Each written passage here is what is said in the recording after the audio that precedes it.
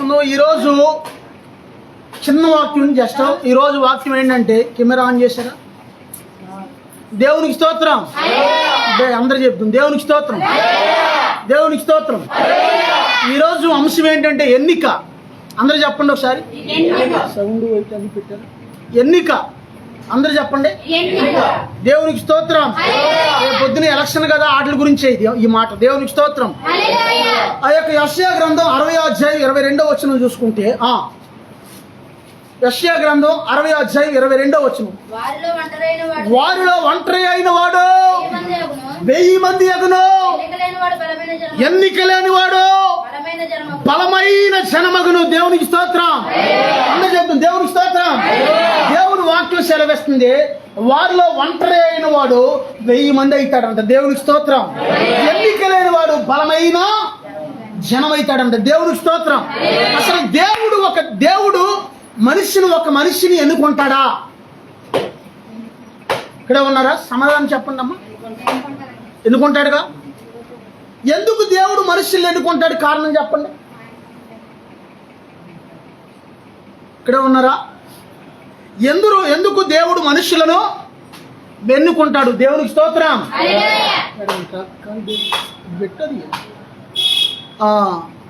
దానియేలు గ్రంథం 4వ అధ్యాయం 17వ వచనం చూసుకుంటే, దానియేలు గ్రంథం 4వ అధ్యాయం 17వ వచనం. ఓ థ్యాంక్ యూ జీసస్.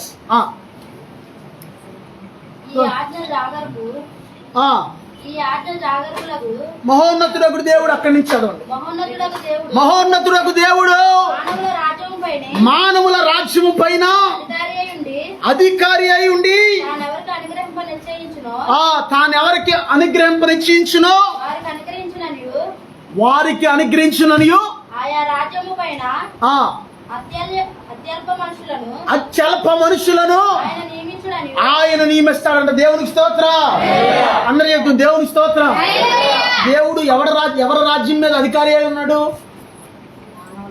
ఇక్కడ ఉన్నారా? మానవుల రాజ్యం మీద దేవుడు అధికారి అయి ఉండి ఎవరికి అధికారం ఇయ్యాలో, ఎవరికి ఆధిపత్యం ఇయ్యాలో, ఏ రాష్ట్రం మీద ఎవరిని ఉంచాలో, ఏ దేశం మీద ఎవరిని ఉంచాలో దేవుడే నిర్ణయిస్తాడంట. దేవునికి స్తోత్రం. ఇంకో విషయం తెలుసా? అన్యులను కూడా దేవుడే ఎన్నుకుంటాడు. తెలుసా మీకు ఆ విషయం? క్రైస్తవులే కాదు, అన్యులను కూడా.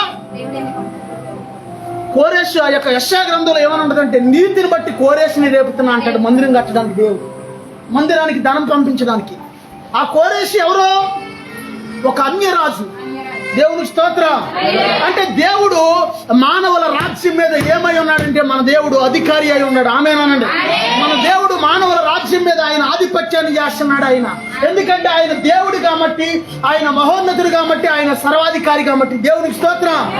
దేవుడు ఎన్నిక ఎలా ఉంటుందో ఎవరైనా చెప్పగలుగుతారా? దేవుడు ఎన్నుకుంటే ఒక మనిషిని చక్కగా ఇంతలో కండ్లు ఉంటే, ఒక 6 అడుగులు ఎత్తుంటే, లేకపోతే ఎంత పొడుగు జుట్టు ఉంటే ఎన్నుకుంటాడా? చెప్పండి, ఎలా ఎన్నుకుంటాడు దేవుడు? చెప్పండి అమ్మా. దేవుడు నిన్ను ఎన్నుకోవాలంటే నీ కండలు చూసి దేవుడు నిన్ను ఎన్నుకోడు. ఆమేనానండి. నీ అందం చూసి దేవుడు నిన్ను ఎన్నుకోడు. ఆమేనానండి. దేవుడు నీ బలాన్ని చూసుకోడు. దేవుడు నిన్ను ఎన్నుకోడు. ఆమేనానండి. దేవుడు ఎన్నుకోవడంలో కావాల్సింది ఏంటంటే, ఏం చూస్తాడంటే ఆయన హృదయాన్ని చూస్తాడు. దేవునికి స్తోత్రం. ఆయన హృదయాన్ని చూసి ఎన్నుకుంటాడు. దేవునికి స్తోత్రం. బైబిల్లో రుజువులు, ఆ మాటకి రుజువులు బైబిల్లో ఉన్నాయి, పరిశుద్ధ గ్రంథంలో. దేవునికి స్తోత్రం. ఆ యొక్క 1 సమూయేలు 16వ అధ్యాయం 7వ వచనం చదువుకుంటే, 16:7 16:7 ఎవరు?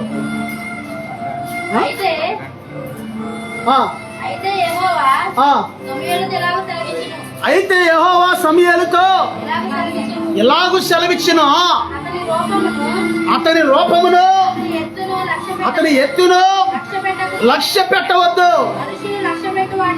మనుషులు లక్ష్య పెట్టి వాటిని యెహోవా లక్ష్య పెట్టడు. దేవునికి స్తోత్రం. ఇక్కడ ఏం జరిగిందంటే, ఆ యొక్క ఇశ్రాయేలీల మీద 2వ రాజు కింద, ఇశ్రాయేలీల మీద 2వ రాజుగా దేవుడు ఏమన్నాడంటే, యెషయా కుమారుల్లో ఒకరిని ఎన్నుకున్నాను, వెళ్ళి అభిషేకించు అని సమూయేలుతో చెప్పాడు. దేవునికి స్తోత్రం. ఈ సమూయేలు ఎవరో అమ్మా? దేవుని ప్రవక్త, దేవునికి స్తోత్రం.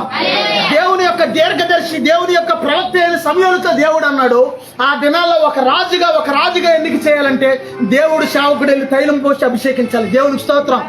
ఆ దినాల్లో ఒక వ్యక్తి రాజుగా ఎన్నిక చేయబడాలన్నా, దేవుని సేవకుడిగా ఎన్నిక చేయబడాలన్నా, దేవుని సేవకుడు వెళ్ళి తైలం పోసి, కొమ్ముతో తైలం పోసి తల మీద అభిషేకించి, ఇదిగో నిన్ను ఇశ్రాయేలీయుల మీద రాజుగా యెహోవా నిన్ను అభిషేకిస్తున్నాడు అని చెప్పాలి. దేవునికి స్తోత్రం. ఆ దినాల్లో ఆ యొక్క యెషయా కుమారుల్లో 8 మంది కుమారులు. యెషయాకి ఎంతమంది అండి? 8 మంది కుమారుల్లో ఒకరిని ఎన్నుకోమన్నాడు దేవుడు. దేవునికి స్తోత్రం.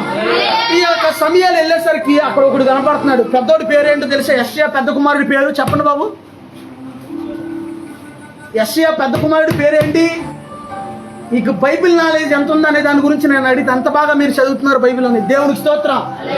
యెషయా పెద్ద కుమారుడి పేరు ఏలియాబు. అందరూ చెప్పండి. ఏలియా కాదు, ఏలియాబు. ఏలియాబు ఎలా ఉన్నాడంటే, అప్పటికే ఏలియాబు తన ఇద్దరు అన్నలు కూడా ముగ్గురు మిలిటరీలో ఉన్నారు అప్పటికే సౌలు దగ్గర. దేవుని స్తోత్రం.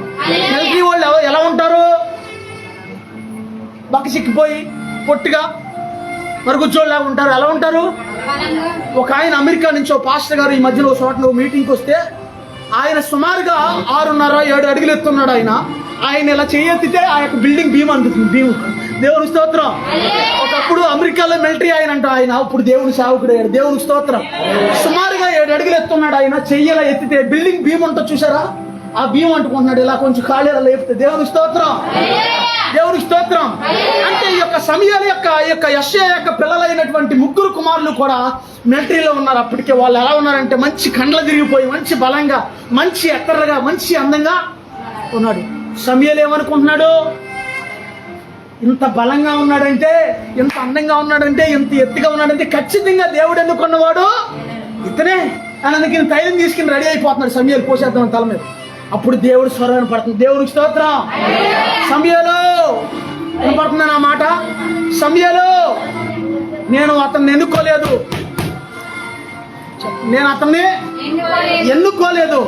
నేను అతన్ని త్రోసివేశాను అన్నాడు దేవుడు. దేవునికి స్తోత్రం. మరలా 2వ వాడు వచ్చాడు. నో అన్నాడు దేవుడు. దేవునికి స్తోత్రం. 3వ వాడు వచ్చాడు. మళ్ళీ దేవుడు అక్కడ ఒప్పుకుంటలా. 7 అయిపోయారు. తండ్రి ఏం చేయాలి? అప్పుడు ఏం చేయాలి తండ్రి? చెప్పండి అయ్యా. 8 మంది పిల్లలు ఉన్నప్పుడు తండ్రి ఏమనాలి? ఇంకొకడు ఉన్నాడు అనాలా? కనీసం ఇంకొకడు ఉన్నాడు అనే మాట కూడా తండ్రికి అక్కడ గుర్తు లేదు. అక్కడ ఆయన ఎందుకు ఎన్నుకుంటాడు దేవుడు? ఆడు గొర్రెలు కాసుకున్నాడు, ఆడు పెంటోడాడు, ఆడు పెంటలుగాడు ఉంటాడు, గొర్రెలు కాడాడు. ఇక ఆడు బతికంతా గొర్రెలు కాసుకుంటూ అని అనుకున్నాడేమో బహుశా తండ్రి గుర్తించలేదు. ఇక్కడ యెషయా గుర్తించలా దావీదుని. కానీ దేవుడు అంటున్నాడు, ఇంకా దేవుడు మాట్లాడతలేదు, ఇంకా ఎవరైనా నీ కుమారులు ఉన్నారా అని ఇక్కడ సమయాలు అడిగితే, అయ్యా ఒకడు ఉన్నాడే కడపడవాడు అంటే ఆఖరిని పుట్టినోడు ఒకడు ఉన్నాడయ్యాడు. ఆడు ఎక్కడో గొర్రెలు కాసుకుంటున్నాడు. అంటే ఎందుకైనా మంచిది అతను కూడా పిలిపించండి అన్నాడు. దేవునికి స్తోత్రం. ఎక్కడున్నాడు ఈ ఒంటరాడు? గొర్రెలికాడు ఉన్నాడు. ఎక్కడో అడవిలో ఉన్నాడు, ఊళ్ళో ఉన్నాడు. వాడి దగ్గర మనుషులతో కాంటాక్ట్ ఉంటుందా? గొర్రెలికాడు ఉండే వాళ్ళకి పట్టణంలో ఏం జరుగుతుందో తెలుస్తుందా? ఊళ్ళో ఏం జరుగుతుందో తెలుస్తుందా? జనాలు ఎవరేం చేస్తారో తెలుస్తా? ఏమీ తెలియదు. ఏ కాంటాక్ట్ లేదు వాడికి. ఫోన్ కూడా లేదు. ఇప్పుడు అంటే ఫోన్లు ఉన్నాయి. ఎవరో ఫోన్ చేసి ఒకసారి ఇక్కడ రారా ఊళ్ళోకి అని చెప్పడానికి ఏమీ లేదు. కానీ ఒక మనిషిని పంపించి ఆ యొక్క అడవిలో ఉన్నటువంటి దావీదుని రప్పిస్తే, దావీదు ఎలా ఉన్నాడంటే ఒంటరిగా ఉన్నాడు. దేవునికి స్తోత్రం. కానీ ఒంటరిగా ఉన్నా ఎలా ఉన్నాడంటే దేవుని యందు భయభక్తులు కలిగిన వాడు. అర్థమవుతుందా? ప్రార్థనా పరుడు. దేవునికి స్తోత్రం. ఆరాధికుడు. దేవునికి స్తోత్రం. ఒంటరిగా ఉన్నా సరే దేవుడితో సహవాసం కలిగి ఉన్నాడు ఈ దావీదు. దేవునికి స్తోత్రం. అప్పుడు దేవుడు ఏం చూశాడంటే, వీడు ఇక్కడ ఉంటేనే గొర్రెల దగ్గర ఉంటేనే ఎంతగా నన్ను ఆరాధిస్తున్నాడు. వీడు గొర్రెల కాడు పెడితేనే అడవులో ఏమీ లేకుండా ఒంటరిగా అడవుల్లో ఉంటేనే ఎంతగానో అనుస్తుతిస్తున్నాడే. అదే ఇట్లాంటోడు నా దేశానికి, నా ప్రజల మీద రాజుగా అయితే ఇతను ఇంకెంతగా నమ్మకంగా ఉంటాడని దేవుడు ఆలోచించాడు. దేవునికి స్తోత్రం. దేవుడు ఆలోచించి ఏం చేశాడంటే అతన్ని రాజుగా అతను పిలిపించినప్పుడు అతను రానిగానే దేవుడు మాట్లాడతాడు అక్కడ, నేను ఎన్నుకున్నవాడు ఇతడే, లేచి ఇతన్ని అభిషేకించు అంటాడు దేవుడు. దేవునికి స్తోత్రం. అందరూ చెప్తాం దేవునికి స్తోత్రం. ఒంటారి వాడే 1000 మంది అన్నావు, నేనున్నాను భయపడకు అన్నావు. ఒంటారి వాడే అందరూ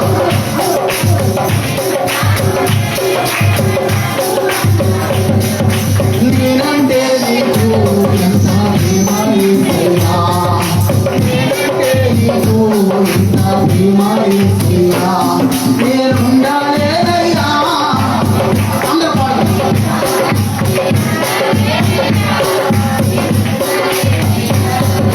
నీవే లేకుండా నేనుండాలేనయ్యా, నీ తోడే లేకుండా నేనుండాలేనయ్యా. రాజాది సన్నిధిలోనే ఉంటానయ్యా,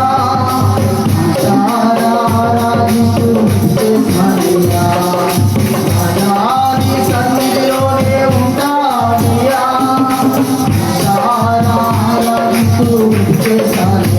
దేవుని స్తోత్రం. ఎక్కడున్నాడు దావీదు? ఫ్రాన్స్తో తిరుగుతున్నాడా? దావీదు ఫ్రాన్స్తో పార్టీలకు వెళ్ళాడా? దావీదు లేకపోతే ఊళ్ళోకి వచ్చి జనాలతో సినిమాకి వెళ్ళాడా? దావీదు ఏమన్నా ఊళ్ళో స్నేహితులతో పాటు అటు ఇటు తిరుగుతున్నాడా? ఏం చేస్తున్నాడు ఈ దావీదు? గొర్రెల్ని కాస్తున్నాడు. తండ్రి యొక్క గొర్రెల్ని కాస్తున్నాడు.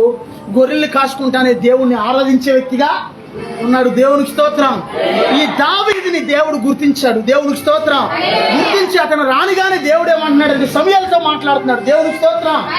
ఏమన్నాడంటే, సమూయేలు నువ్వు లేచి, ఇదిగో నేను కోరుకున్నవాడు. మా దేవుడు ఎంత బాగా అంటున్నాడు చూడు ఆ మాట, నేను కోరుకున్నవాడు. అసలు దేవుడు ఒక వ్యక్తిని కోరుకుంటాం అంటే అది మామూలు విషయమా అమ్మ? మామూలు విషయమా? ఒక అమెరికా పాస్టర్ గారు ఒక ఆయన మీటింగ్లోకి వచ్చాడు అన్నాను కదా, ఆయన అంత బలంగా ఉండి ఒక చేతితో ఆ యొక్క భీమనంటుకుని కూడా ఆయన ఏమంటున్నాడంటే, ఆ కాలం దావీదులతో వాళ్ళతో మనం సమంగా తోగలేమన్నాడు ఆయన. దేవుని స్తోత్రం. వాళ్ళ ఒట్టి చేతులతో సింహాలు చంపిన బలవంతులు దావీదు వాళ్ళందరూ కూడా, వాళ్ళతో మనం తోగలేమంటున్నాడు ఈయన. 7 అడుగులు ఎత్తుండి బలం ఉండి మిలిటరీలో నుంచి వచ్చి కూడా ఏమంటున్నాడంటే, అంటే ఈయన తగ్గించుకుంటున్నాడు, వాళ్ళని హెచ్చిస్తున్నాడు. దేవుని స్తోత్రం. ఈ దావీదు ఏం చేస్తున్నాడంటే నిజంగా అక్కడ ఆ వచనం ఎంత ఇష్టమో నాకు. ఆ వచనం చదవండి ఒకసారి. 29వ వచనం, 26 చదవండి.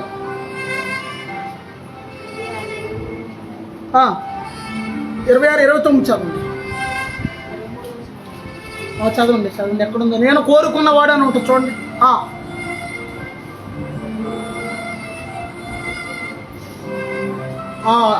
మొదటి సమయాలు 16, 12 చదవండి. 12, 13.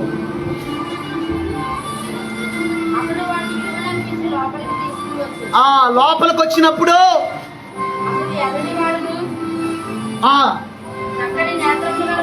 అతను ఎర్రని వాడంట. దావీదు ఎలా ఉన్నాడు? దావీదు కూడా అందగాడే, ఎర్రని వాడంట, చక్కని నేత్రాలు కలిగిన వాడంట దావీదు. చూసారు అక్కడ ఏమనుంది? సుందరం అంటే ఏంటి? కొంతమంది పేరు సుందరం అని పెట్టుకుంటారు, కానీ ఆడి ముఖంలో అందం. దేవుని స్తోత్రం. కొంతమంది రకరకాల పేర్లు పెట్టుకుంటారు. ఒక్కొక్కరి పేరు ఏమో కోటేశ్వరం అని పెడతారు, కానీ ఆడు ఎప్పుడు కూడా పాపం. దేవుని స్తోత్రం. కానీ ఇక్కడ దావీదంట సుందరం కలిగిన వాడు, పేరుకి తగ్గట్టుగా అందమైన వ్యక్తి అంట. దేవునికి స్తోత్రం. అర్థమవుతుందమ్మా? అతడు రానిగానే దేవుడు మాట్లాడుతున్నాడు అక్కడ. నేను కోరుకున్నవాడు ఇతడే, నీవు లేచి వారిని అభిషేకించు అంటున్నాడు దేవుడు. దేవునికి స్తోత్రం. దేవునికి స్తోత్రం. నీవు లేచి ఇతన్ని అభిషేకించు అంటున్నాడు. దేవునికి స్తోత్రం. ఇప్పుడు రేపు పొద్దుట ఎలక్షన్ కదా, మీలో ఎవరైనా జబరిష్టం వచ్చిన నాయకులకి వాళ్ళు ఓటేస్తారు, మంచిదే, కాదంటలేదు. ప్రభా అసలు నేను ఎవరికి ఓటైనా అని దేవుడిని అసలు ఎవరన్నా అడిగారు? అసలు కనీసం దేవుని సేవకులను అడిగారు వచ్చి ఎవరన్నా?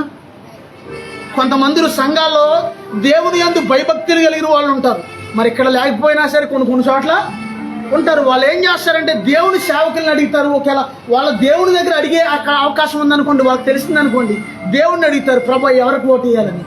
ఒకవేళ వాళ్ళకి తెలియలేదనుకోండి, కనీసం సేవకుల దగ్గరకు వచ్చి, సేవకులు కూడా ఇందులో మతలబు చేసి ఇష్టమైన వాళ్ళు చెప్పడానికి లేదు ఇక్కడ. దేవుడు ఊరుకోడు. దేవునికి స్తోత్రం. అర్థమవుతుందా?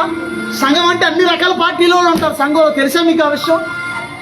ఒక్కొక్కరికేమో జగన్ గారు అంటే ఇష్టం, ఒక్కొక్కరికేమో చంద్రబాబు నాయుడు గారు అంటే ఇష్టం, ఒక్కొక్కరికేమో సోనియా గాంధీ గారు అంటే, రాహుల్ గాంధీ గారు అంటే ఇష్టం. ఎవరికి నచ్చిన వాళ్ళకి వాళ్ళు ఓటేస్తారు. కానీ జరిగేది ఏంటంటే గుర్తుంచుకోండి, అధికారం ఇచ్చేది ఎవరంటే దేవుడే అధికారం ఇవ్వాలని ఉంది బైబిల్లో. దేవునికి స్తోత్రం. మహోన్నతుడైన దేవుడు మానవుల రాజ్యం పైన అధికారి అయింది. ఎవరికి అధికారం ఇస్తాడో వాళ్ళకే ఇస్తాడంట దేవుడు అధికారం. దేవునికి స్తోత్రం. ఒకవేళ దేవుడు అధికారం ఇవ్వకుండా బలత్కారంగా అధికారం తీసుకున్నారనుకోండి, ఎవరన్నా రెగ్గింగ్లు మోసాలు ఏమైనా లేకపోతే రకరకాలుగా చేసి, ఈ ఎలక్షన్లో ఏమేమంటారు? రెగ్గింగేనా? ఎలక్షన్ మోసాలు ఇలాంటివి చేసి తీసుకున్నారని ఏం జరిగిందో తెలుసా? ఒకప్పుడు ఒక ముఖ్యమంత్రి, ఇక్కడ కాదు వేరే రాష్ట్రంలో, తమిళనాడులో క్రైస్తవులను చాలా ఏడిపించింది ఒక ముఖ్యమంత్రి తమిళనాడులో. ఆమె అధికారంలో ఉండి ఆమె అధికార మతంతో, అధికార యొక్క వ్యామోహంతో చాలా ఏడిపించింది క్రైస్తవులు. ఒక రోజున దేవుడు ఒక అరిచేయచ్చు గోడ మీద ఒక రాత రాస్తుందంట. ఆ రాత ఏమని రాసిందంటే, ఇదిగో నీ అధికారాన్ని నా అధికారం కింద అణిచివేస్తున్నాను, నీ నెత్తి బోడి నెత్తి అయిపోద్దని దేవుడు చెప్పాడు. దేవునికి స్తోత్రం. నీ అధికారాన్ని నా అధికారం కింద అణిచివేస్తున్నాను, నీ నెత్తి బోడి నెత్తి అయిపోద్ది అన్నాడంట దేవుడు. అనేసరికి తర్వాత నెక్స్ట్ ఎలక్షన్లో ఏమైందంటే ఆమె ఓడిపోయింది. ఓడిపోయిన తర్వాత చాలా ఇబ్బందుల పాలు. అంటే ఏ అధికారం ఉన్నా సరే దేవుడితో పెట్టుకోకూడదు. దేవునికి స్తోత్రం. అందుకే అన్యులైనా సరే, క్రైస్తవులైనా సరే, హిందువులైనా సరే, ముస్లిమ్స్ అయినా సరే ఏమంటారో తెలుసా? వాళ్ళకి దేవుని భయం ఉంటుంది మన దేశంలో. దేవునికి స్తోత్రం. వాళ్ళు ఎవరైనా కావచ్చు. ఒక రాష్ట్ర ముఖ్యమంత్రిగా ఉన్నవాడైనా, ఒక దేశ ప్రధానిగా ఉన్నవాడికైనా సరే ఏ మనసు ఉండాలంటే వాడికి తండ్రి మనసు ఉండాలి. దేవునికి స్తోత్రం. అందరినీ సమానంగా లాక్కెళ్ళే మనసు ఉండాలి. దేవునికి స్తోత్రం. అర్థమవుతుందమ్మా నేను చెప్పేది? నేను క్రైస్తవుని కదా, కేవలం క్రైస్తవులే వస్తానంటే ఒప్పుకోను. అక్కడ చట్టం అంటే దేశంలో ఉన్న వ్యక్తి అందరినీ సమానంగా లాక్కెళ్ళాలి. దేవునికి స్తోత్రం. సమానంగా తండ్రి మనసు ఉండాలి. ఒక దేశాన్ని పరిపాలించే నాయకుడికి ఒక తండ్రి మనసు ఉండాలి. వాళ్ళు హిందువులైనా, వాళ్ళు ముస్లింలైనా, వాళ్ళు క్రైస్తవులైనా సరే అందరినీ కూడా సమానంగా చూడాలి. నేను ఒక ప్రశ్న వేస్తున్నాను, సమాధానం చెప్పండి. క్రైస్తవుల్లో రక్తం తెల్లగా ఉండి, హిందువుల్లో రక్తం ఎర్రగా ఉండి, ముస్లిమ్స్లో పచ్చగా ఉంటుందా? అంతేనా? ఒకసారి ఇలా కోసుకుని ఒక క్రైస్తవుడు, ముస్లిము, తర్వాత హిందువులు ముగ్గురిని నుంచోబెట్టి ఇలా ఒక చెయ్యి అలా కొంచెం కొంచెం కోసి రక్తం చూస్తే ముస్లింలదేమో పచ్చగా ఉండి, అర్థమవుతుందా? క్రైస్తవులదేమో తెల్లగా ఉండి, లేకపోతే అన్ని హిందువులదేమో ఎర్రగా ఉండి ఉంటుందా? అందరిది కూడా ఒకే రక్తం. ఎందుకంటే మనం అందరం కూడా యేసయ్య పోలికలో చేయబడ్డం, దేవుని పోలికలో. దేవునికి స్తోత్రం. అందరినీ యేసయ్య ప్రేమిస్తున్నాడు. ఆమేనండి. ప్రతి ఒక్కరిని యేసయ్య ప్రేమిస్తున్నాడు. ఆమేనండి. ఆయన ప్రేమ శాశ్వతమైన ప్రేమ. దేవునికి స్తోత్రం. అందుకే మనం ఏం చేయాలంటే, నీకు ఎవరికి ఇష్టమైన ఓటేసినా సరే, కానీ అక్కడ గెలిచేది మాత్రం దేవుడు ఎన్నుకున్న వ్యక్తే అక్కడ అధికారంలోకి వస్తాడు పైన. దేవునికి స్తోత్రం. అందరూ చెప్తాం దేవునికి స్తోత్రం. యేసయ్యా నన్ను కోరుకున్న నిజ స్నేహితుడా, నీ యౌవన రక్తము కాచి, నీ ప్రేమ ప్రపంచములో చేర్చినావు. యేసయ్యా నన్ను కోరుకున్న నిజ స్నేహితుడా, నీ యౌవన రక్తము కాచి.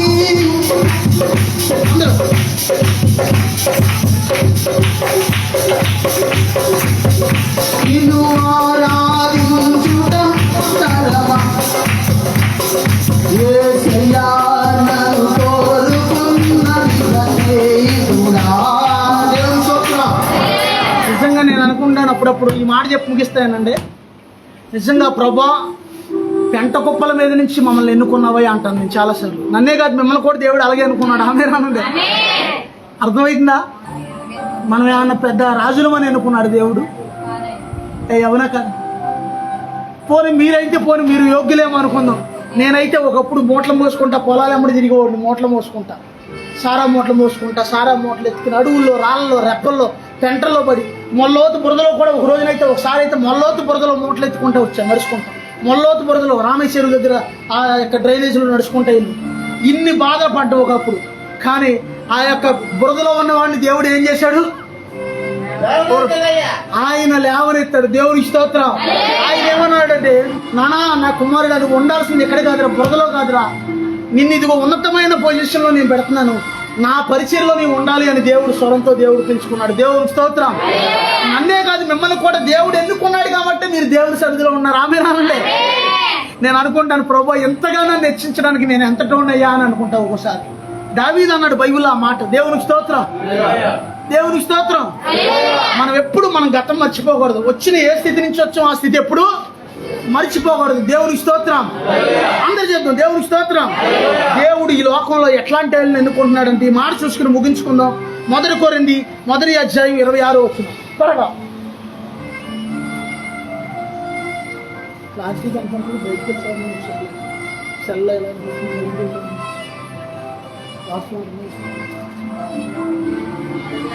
ఆ, సహోదరులారా, ఆ, మిమ్మల్ని పిలిచిన పిలుపు చూడండి. ఆ, మిమ్ముని పిలిచిన పిలుపు చూడుడి. మీరు లోకరీతిని మీరు లోకరీతిని జ్ఞానులైనను గనులైనను గొప్ప వంశం వారైనను అనేకులు ఆ, పిలువబడలేదు కానీ చూశారమ్మ, దేవుడు ఎక్కడి నుంచి పిలిచాడంట? జ్ఞానుల్ని పిలవలేదంట, గొప్ప వంశంలో ఉన్న వాళ్ళని పిలవలేదంట, ధనవంతుల్ని పిలవలేదంట. దేవుడు ఎవరిని పిలిచాడంటే యేసు ప్రభువు వారి శిష్యులుగా ఉన్న వాళ్ళు ఎవరో తెలుసు? అందరూ యేసయ్య శిష్యులుగా ఉన్న వాళ్ళందరూ చదువు లేని వాళ్ళు, చేపలు పట్టుకునే వాళ్ళు, వల్లేసుకుని వెళ్ళి పామర్లు, వాళ్ళు ఏమి చదివేవి, వాళ్ళు లేచి నిలబడి వాక్యం చెప్తుంటే శాస్త్రులు పరిచయాలు కూడా ఎక్కడ వీళ్ళకి ఎంత జ్ఞానం, ఎలా మాట్లాడుతున్నారంటే దేవుని అభిషేకం, దేవునికి స్తోత్రం. దేవుడు ఎవరిని ఎన్నుకున్నాడంటే ధనవంతుల్ని ఎన్నుకోలేదంట. దేవుడు ఐశ్వర్యవంతుల్ని, ఆ యొక్క జ్ఞానుల్ని, గొప్ప వంశం వాళ్ళని ఎన్నుకోలేదంట. ఎవరిని ఎన్నుకున్నాడంటే దేవుడు, ఆ చదువునాను, ఏ శరీరియు కూడా దేవుని ఎదుట అతిశయింపకూడినట్లుగా జ్ఞానులను సిగ్గుపరచుటకు లోకంలో నుండి వెర్రి వారిని దేవుడు ఏర్పరచుకుని ఉన్నాడు. దేవునికి స్తోత్రం. వెర్రివాళ్ళు అంటే ఏంటో తెలుసా మీకు అర్థం? అమ్మా, తెంగరోళ్ళు, ఏం తెలియనోళ్ళు. అరే ఒట్టి తింగదిరా, ఒట్టి తింగరోడ్రా పాపం, ఆడికేమి అలాంటి వాళ్ళని దేవుడు ఎన్నుకుంటాడంటే దేవునికి స్తోత్రం. ఏం తెలియని వాళ్ళని దేవుడు ఎన్నుకుంటాడంటే దేవునికి స్తోత్రం. యేసు ప్రభువులో ఉన్న స్పెషల్ అదే, దేవునికి స్తోత్రం. ఏమీ తెలియని వాడిని దేవుడు ఎన్నికని ఏం చేస్తాడంటే అన్నీ తెలిసిన వాడిగా తయారు చేస్తాడు దేవుడు. దేవునికి స్తోత్రం. అంటే చెప్తాను, దేవునికి స్తోత్రం. అందుకే చూడండి, ఇక్కడ ఏమని ఉందంటే జ్ఞానుల్ని సిగ్గుపరచడానికి నీచుల్ని ఎన్నుకున్నాడంట, వెర్రి వారిని ఎన్నుకున్నాడంట దేవుడు. బలవంతులైన వారిని సిగ్గుపరచుటకు లోకంలో బలహీనమైన వారిని దేవుడు ఏర్పరచు, లోకములో బలహీనులైన వారిని దేవుడు ఏర్పరచుకున్నాడు. ఒక్క నిమిషం నాన్న. ఎన్నికే లేని నన్ను ఎన్నుకున్నావు, నీ సేవ చేసే భాగ్యం ఇచ్చావు. ఎన్నికే లేని నన్ను ఎన్నుకున్నావు, నీ సేవ చేసే భాగ్యం ఇచ్చావు. నీ ప్రేమ మరువగలనా, నీ ప్రేమ మరువగలనా, నీ ప్రేమ మరువగలనా, నీ ప్రేమ మరువగలనా. ఓ తమ్ముడా, నా దేవుడా, ఇచ్చావునే నిన్ను స్తుతించెదను. ఓ తమ్ముడా, నా దేవుడా, ఇచ్చావునే నిన్ను స్తుతించెదను. అవ్వైన యేసయ్యా, అవ్వైన యేసయ్యా, అవ్వైన యేసయ్యా. దేవుని స్తోత్రం. దేవుడు ఎవరిని ఎన్నుకున్నాడమ్మా? ఎన్నిక లేని వారిని దేవుడు ఎన్నుకున్నాడు. దేవునికి స్తోత్రం. ఒక ఆయన ఈ వాక్యాల్లో, మన వాక్యాలు ఫేస్బుక్ లో చూసి అమెరికా అని వచ్చేస్తుంది, హైదరాబాద్ లో. ఒకవేళ అమెరికాలో కూడా చూస్తారేమో ఎప్పుడన్నా. దేవునికి స్తోత్రం. హైదరాబాద్ లో ఒక బ్రదర్ వాకింగ్ చూసి మనకు ఫోన్ చేసి ఏమన్నాడంటే, బ్రదరు మీరు ఎక్కడ ట్రైనింగ్ అయ్యారు అని అడిగాడు ఆయన. దేవునికి స్తోత్రం. నాకు ట్రైనింగ్ లేదండి, కానీ నాయకుడు మాత్రం ఉన్నాడు అని చెప్పాను. దేవునికి స్తోత్రం. నాకు యేసయ్య పాదాలే ట్రైనింగ్ అండి అని చెప్పాను. దేవునికి స్తోత్రం. యేసయ్య పాదాలే నా ట్రైనింగ్. అప్పుడు ఆయన ఏమన్నాడంటే, బ్రదర్ మేము కూడా మీకు వెళ్ళి ట్రైనింగ్ అవ్వాలనుకుంటున్నాను. నేను ట్రైనింగ్ అవ్వలేదండి, యేసయ్య పాదాలే నాకు ట్రైనింగ్. ఒకవేళ మీరు ట్రైనింగ్ అయితేనంటే మా నాయకుడు థామస్ అయ్య గారు ఉన్నారు, ఆయన దగ్గరికి వెళ్తారంటే ఇక్కడికి వచ్చాడు ఆయన హైదరాబాద్ నుంచి. దేవుని స్తోత్రం. హైదరాబాద్ నుంచి ఆయన తీసుకెళ్లి అక్కడ రాజమండ్రిలో చెప్తే ఆయన ట్రైనింగ్ అయ్యి వెళ్ళి ఇప్పుడు సేవ చేస్తున్నాడు హైదరాబాద్ లో. దేవుని స్తోత్రం. తర్వాత రెండో వ్యక్తి ఏమో రాజకుమార్. దేవునికి స్తోత్రం. రెండో వ్యక్తి రాజకుమార్. రెండోసారి మళ్ళీ రాజకుమార్ని తీసుకెళ్ళి చెప్తాను. దేవునికి స్తోత్రం. అర్థమవుతుంది నేను చెప్పింది? అంటే దేవుడు ఏం చేశాడు? MA PhD చదివావు కదా నాయన నువ్వు, అందుకే నేను నిన్ను ఎన్నుకుంటున్నానడా నాన్న. పెద్ద చదివే కదా MA PhD అనేది, పెద్ద చదువు అది. ఒకప్పుడు పౌలు గారు డబుల్ MA PhD చదువుతో సమానం అంట. ఆయన చదువు అపోస్తుడు ఆయన పౌలు గారు. దేవుని స్తోత్రం. అలాంటి చదివే మన దగ్గర లేదు. ఏసయ్య అరే నాన్న నువ్వు చదువుకున్నావని నేను ఎన్నుకుంటున్నాను అనలేదు ఆయన. దేవుని స్తోత్రం. లేదా నీకు బలం ఉంది కదా, నువ్వు అయితే కొంచెం బాగా ఇదైతావని నేను ఎన్నుకుంటున్నా అని అనలేదు. కేవలం ఆయన కృప దేవునికి స్తోత్రం. ఆయన కృపను బట్టి ఆయన ఎన్నుకున్నాడు. ఫస్ట్ లో నేను ఏమనుకునేవాడిని అంటే, నాకు తెలియక ఆ వాక్యం రాక, ప్రభా నాకు వాక్యం చెప్పడం రాదయ్యా, నాకు అసలు భయంగా ఉంటుంది నాయన, ప్రభా మీరేం చేస్తారు నాకు తెలియదు నాయన, నేను నిలబడతాను మీరే అక్కడ అమ్మ అన్నారా. ఫస్ట్ లో నాకు భయం వేసి మీరు ఏం చేస్తారో నాకు తెలియదు నాయన, మీరే చెప్పించండి ప్రభా అని అనుకునేవాడిని. దేవునికి స్తోత్రం. దేవుడే తర్వాత ఏం చేశాడంటే, దేవుడి పాదాల దగ్గర యేసయ్య ట్రైనింగ్ ఇచ్చాడు. దేవునికి స్తోత్రం. అందుకే దేవుడు వాక్యం సెలవిస్తుంది, నీచులైన వారిని దేవుడు ఎన్నుకున్నాడంట, జ్ఞానం లేని వారిని దేవుడు ఎన్నుకున్నాడంట, బలం లేని వారిని దేవుడు ఎన్నుకున్నాడంట. బలం అంటే ఏ బలం? దేవునికి స్తోత్రం. అందుకే దేవుని ప్రేమ చాలా గొప్పది. అందుకే దేవుడు వాక్యం సెలవిస్తుంది, వారిలో ఒంటరి అయిన వాడు 1000 మంది ఎగును, ఎన్నిక లేని వాడు బలమైన జనమగును. దేవునికి స్తోత్రం. అందరూ చెప్తుంది దేవునికి స్తోత్రం.